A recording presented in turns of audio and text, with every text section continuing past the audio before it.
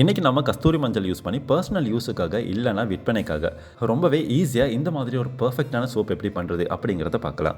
இந்த மாதிரி glycerin soap base பொதுவாக நமக்கு மார்க்கெட்டில் வாங்கிக்கலாம். இல்லைனா இந்த சோப் பேஸ் எப்படி பண்ணுறது அப்படிங்கிறத நான் இன்னொரு வீடியோவில் அப்லோட் பண்ணுறேன். அதுக்கப்புறமா நமக்கு தேவை கஸ்தூரி மஞ்சள் பவுடர், அதுக்கப்புறமா கிளிசரின் இதில் 1 கிராம் இருந்தாலே போதும் நமக்கு.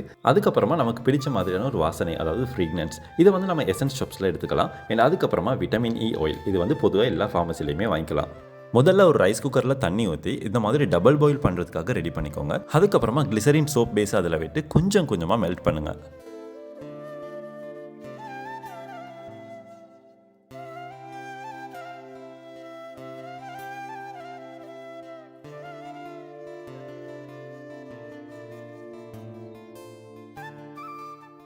இந்த மாதிரி ஒரு அளவு மெல்ட் ஆக ஸ்டார்ட் பண்ணதுக்கு அப்புறமா கொஞ்சம் கொஞ்சமாக கஸ்தூரி மஞ்சள் அதில் விட்டு அதை முழுமையாக மிக்ஸ் பண்ணி திரும்பவும் மெல்ட் பண்ணுங்கள்.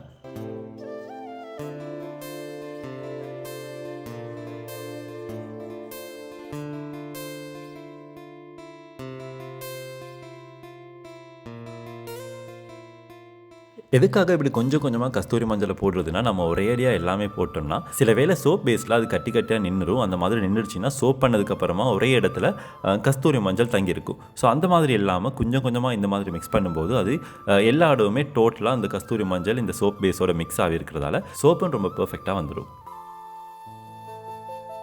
அதுக்கப்புறமா விட்டமின் இ ஆயிலையும் உங்களுக்கு பிடிச்ச வாசனை, அதாவது ஃப்ரீக்னன்ஸையும் ஒன்றா போட்டு ரெண்டையுமே ரொம்ப நல்லா மிக்ஸ் பண்ணிக்கோங்க.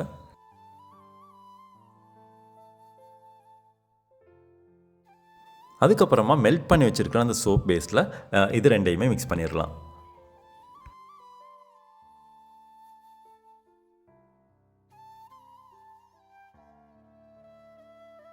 மிக்ஸ் பண்ணதுக்கு அப்புறமா ஒரு 1 மினிட்டுக்கு இதை கலக்கிக்கிட்டே இருங்க. அப்போ தான் ஃப்ரீக்னன்ஸ் வந்து ரொம்ப நல்லா பரவி இருக்கும். அப்போ சோப்பில் நல்ல வாசனையும் வரும். கடைசியாக உங்களுக்கு பிடிச்ச மாதிரி ஷேப்பில் இருக்கக்கூடிய ஒரு மோல்டு எடுத்துக்கோங்க. அந்த மோல்டில் ரொம்ப க்ளீன் பண்ணி அதில் முழுமையாக மெல்ட் பண்ண சோப் பேஸை ஊற்றிடுங்க.